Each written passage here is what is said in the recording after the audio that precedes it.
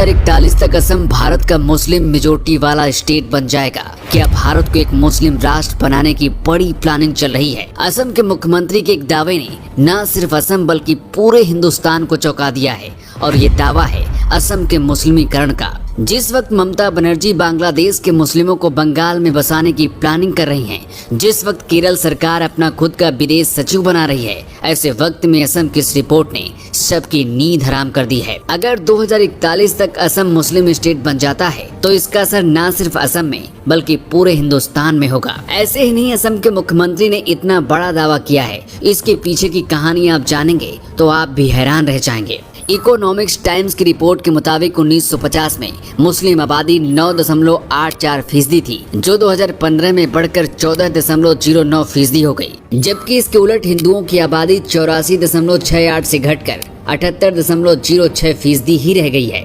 लेकिन जो दावे असम को लेकर किए जा रहे हैं वो और भी चौंकाने वाले हैं। असम के मुख्यमंत्री हेमंता बिस्वा शर्मा का ये दावा है कि असम में मुस्लिम आबादी हर 10 साल में 30% बढ़ रही है, जबकि हिंदुओं की आबादी हर 10 साल में सिर्फ 16% ही बढ़ रही है। अगर ये आबादी ऐसी ही बढ़ती रही तो 2041 तक असम मुस्लिम बाहुल्य राज्य बन जाएगा और यही हकीकत है और इसे कोई नहीं रोक सकता है। असम की कुल आबादी 3.66 करोड़ है, जिसमें 1.17 करोड़ के आसपास मुस्लिम हैं। सरकार का दावा है कि 42 लाख ही स्वदेशी हैं, बाकी घुसपैठिए हैं। असम के 11 जिले ऐसे हैं जहां पहले हिंदू आबादी ज्यादा थी, लेकिन अब वहां पर मुस्लिम आबादी ज्यादा हो गई है, जो धीरे धीरे असम के हिंदुओं की आबादी खत्म कर रहे हैं। सीएम हेमंता का ये दावा है कि 1951 में जो मुस्लिम आबादी महज 12% थी, वो मुस्लिम आबादी अब बढ़कर 40% तक पहुंच गई है। कई हिंदू बाहुल्य जिले अब मुस्लिम बाहुल्य हो चुके हैं। ये मेरे लिए कोई राजनीतिक मुद्दा नहीं है, ये मेरे लिए जीवन और मृत्यु का सवाल है।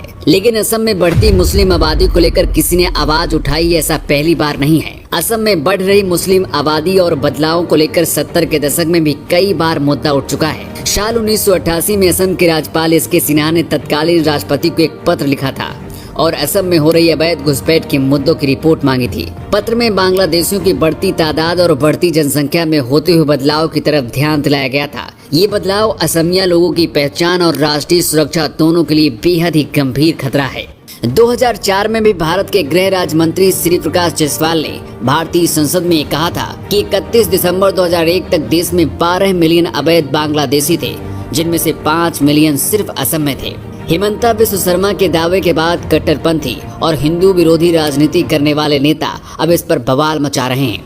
लेकिन इस बीच असम सरकार एक ऐसा कानून लेकर आने वाली है जिसके बारे में जानकर मौलाना और मौलवियों की नींद उड़ गई है। असम सरकार ने मुस्लिमों के लिए बना 89 साल पुराना वो कानून भी खत्म कर दिया है, जिसमें मौलवी नाबालिग बच्चियों का भी निकाह करा देते थे। असम सरकार ने मुस्लिम मैरिज एक्ट 1935 को रद्द करने का फैसला किया है। मुस्लिम मैरिज एक्ट 1935 के रद्द होने के बाद से मुस्लिम विवाह या तलाक स्पेशल मैरिज एक्ट 1964 के अंदर ही होगा। इसके साथ ही विवाह में मुस्लिमों को मिलने वाली छूट भी खत्म हो जाएगी। ये वो कानून था जिसकी आड़ में मौलवी नाबालिग बच्चों का भी निकाह करा देते थे, जिसका अंत असम सरकार के एक आदेश के बाद हो जाएगा। सिर्फ बंगाल और असम ही नहीं, बल्कि सच तो ये है कि रोहिंग्या मुस्लिम इस वक्त पूरे देश में फैल चुके हैं। देश के अलग अलग कोनों में अपनी फर्जी पहचान के साथ रह रहे हैं। इसलिए पूरे देश में जल्द से जल्द मोदी सरकार कॉमन सिविल कोड और सीए लागू करना चाहती है। असम में हिंदू आबादी के मुकाबले मुस्लिम आबादी बढ़ रही है। उसे देखते हुए लग रहा कि 20 साल बाद राज्य की कुल आबादी का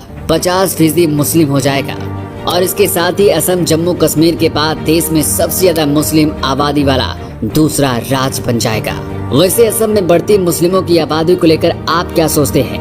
आप अपनी राय कमेंट बॉक्स में लिखकर हमें बता सकते हैं।